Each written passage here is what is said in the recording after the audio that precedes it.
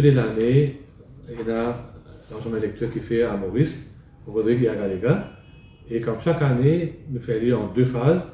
La première phase, quand un officier du bureau du comité électoral passe de maison en maison, que l'on appelle dans le jargon électoral le porte-à-porte, quand on prend un monde qui est éligible à être enregistré comme électeur, et nous fait la liste provisoire qui est publiée au cours de l'année. Et ça, vous allez publier précisément pour un monde capable de vérifier si le nom paraît tout ça dans la liste. Et depuis le 1er août 2020, il va être enregistrement ouvert à Maurice, Rodrigue et à Galega. Les bons faire ressortir aussi, très important, car la liste électorale est valide pour une année. Donc, il rentre en vigueur en août de chaque année en principe, jusqu'à l'août de l'année prochaine. Cette fois-ci, à cause du Covid-2019, nous faisons faire un changement de date. Et ça, l'année-là, exceptionnellement à cause du Covid-19, le registre rentre en vigueur le 16 novembre et il va terminer le 15 août de 2020.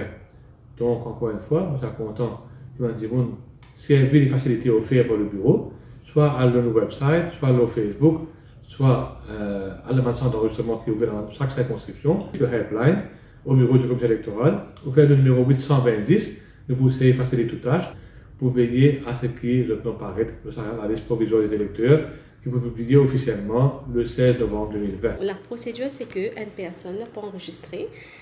Pour vérifier si ce nom trouve le registre électoral, tout d'abord, il est capable de vérifier par SMS. Il fait ELEC, E-L-E-C, il quitte l'espace, il met ce numéro carte d'identité, il envoie il est au 789.